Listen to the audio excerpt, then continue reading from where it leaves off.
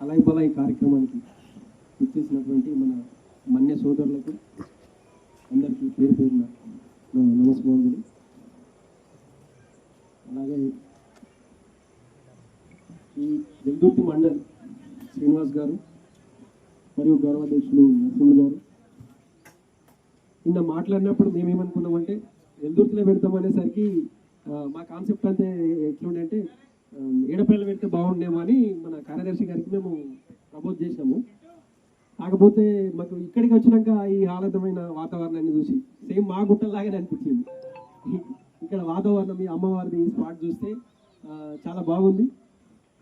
మా రాష్ట్ర కార్యవర్గం నుంచి మీకు వెల్దుర్తి శాఖకు ప్రత్యేక ధన్యవాదములు. మరియు ఇప్పుడు మన కార్యదర్శి గారు చెప్పినట్టుగా మీకు మన రాష్ట్ర సంఘంలో ఒక మెసేజ్ పెట్టినాము. మనం కలిసిందే పిల్లల భవిష్యత్తు కోసం అని. ఆ పిల్లల భవిష్యత్తు కోసము ఇప్పటికీ మన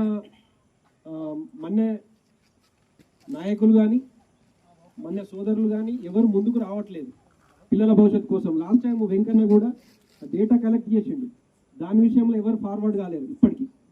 మళ్ళీ ఇప్పుడు సర్టిఫికెట్ల విషయంలో కూడా ఇప్పుడు సార్ చెప్పినట్టుగా మేము లాస్ట్ టైం మన అధ్యక్షుల వారు అందరి కార్యవర్గ సభ్యులను కలిసి కలెక్టర్ గారికి మెదక్ సురేష్ను ప్రాబ్లం చేస్తే మేము అందరం పోయి దానికోసం పాటుపడి కలెక్టర్ గారితో మాట్లాడి ఇక్కడ సాల్వ్ అయింది ప్రాబ్లం.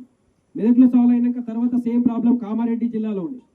కామారెడ్డిలో కూడా మేము కలెక్టర్ గారిని కలిసి అక్కడ మన బట్టి Venkataiah SC corporation chairman state corporation chairman వచ్చినప్పుడు ఆయనను కలిసి అక్కడ సర్క్యులర్ చేయించి ఇప్పుడు ప్రతి మండలానికి మనది మన్య సర్టిఫికేట్ కంపల్సరీ 1 కేటగిరీలో 44 సీరియల్ నెంబర్ ఎస్సీ మన్య కులం సర్టిఫికేట్ తీసుకోవాలని మనకు సర్క్యులర్ వచ్చింది.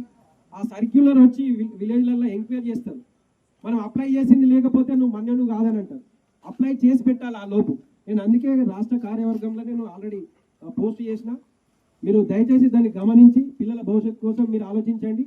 మీకు ఒక ముఖ్య విషయం చెప్తా. ఇప్పుడు ప్రజెంట్గా మన సంగారెడ్డి నుంచి ఎంబీబీఎస్ సీట్ సంపాదించింది మన వన్ కేటగిరీ నుంచే అమ్మాయి అన్న మన Masudan Madhuri. Okay, thank you. Madhuri గారు మన 1 కేటగిరీ నుంచే మనకు వర్గీకరణ జరిగినాక ఆమె ఎంబీబీఎస్ సీట్ సాధించింది. ఇప్పుడు ఎన్ని సీట్లు వస్తాయని ఇదివరకు దాకా కొంతమంది తర్జన భర్జనలు ఉంది. తర్జన భర్జన ఉంది. నర్సాపూర్ నుంచి కూడా వచ్చిందా?